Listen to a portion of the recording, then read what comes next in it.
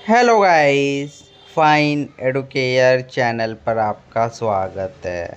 सभी आंगनवाड़ी आशा कार्यकर्ता सेविका सहायिकाओं के लिए बड़ी खुशखबरी निकल कर आई है।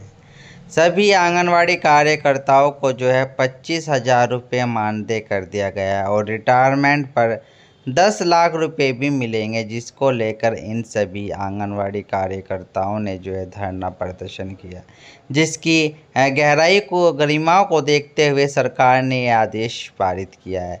सभी आंगनवाड़ी बहनों को मिली बड़ी खुशखबरी। आइए जानते हैं इस महत्वपूर्ण जानकारी। तो वीडियो को अंत तक अवश्य देखें और चैनल को लाइक शेयर सब्सक्राइब अवश्य कीजिए। चलते हैं अपने इस महत्वपूर्ण जानकारी को लेकर। भारतीय आंगनवाड़ी कर्मचारी संघ ने विभिन्न मांगों को लेकर संसद को प्रधानमंत्री के नाम ज्ञापन सौंपा। इस ज्ञापन में इनकी प्रमुख मांग यही रही कि सभी आंगनवाड़ी कार्यकर्ताओं को 25,000 रुपये मानदेय और 5 से 10 लाख रुपए तक रिटायरमेंट का पैसा एक मुश्त दिया जाए, जिसको इन्होंने सांसद पर ज्ञापन के द्वारा अपनी बातों को रखा। भीलवाड़ा भारतीय मजदूर संघ से संबंधित भारतीय आंगनवाड़ी कर्मचारी संघ ने प्रभाव चौधरी के नेतृत्व में विभिन्न मांगों को लेकर प्रधानमंत्री के नाम संसद को ज्ञापन सौंपा।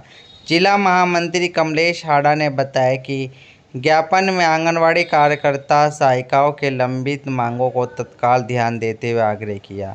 महासंघ ने 50 वर्षों से कार्यरत समेकित बाल विकास सेवा योजना के तहत काम कर रहे कर्मचारियों को सरकारी कर्मचारी का दर्जा देने की मांग की। साथ ही न्यूनतम वेतन, पेंशन और अन्य सुविधाओं की भी अपील की। जिला मंत्री हरीश सुवालका ने बताया कि ज्ञापन में आईसीडीएस योजना को पूरे 50 साल होने जा रहे हैं। इस दौरान आंगनवाड़ी कार्यकर्ता और सहायिकाओं ने समर्पण के साथ काम किया। उनके प्रयासों से पोलियो उन्मूलन, मातृ शिशु दर की कमी और कोरोना महामारी के दौरान अमूल्य योगदान जैसे महत्वपूर्ण परिणाम सामने आए। उन्होंने मतदान प्रतिशत बढ़ाने में भी अहम भूमिका निभाई।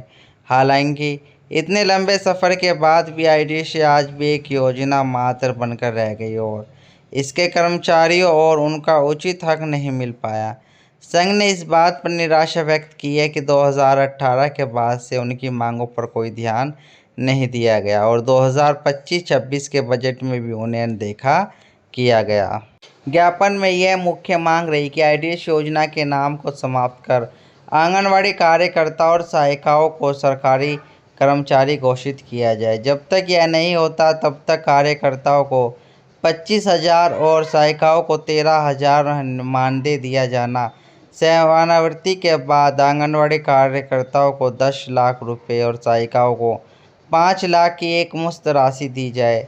इसके अतिरिक्त कार्यकर्ताओं को प्रति माह 5,000 और सहायिकाओं को 3,000 सेवानिवृत्ति पेंशन का लाभ भी दिया जाए।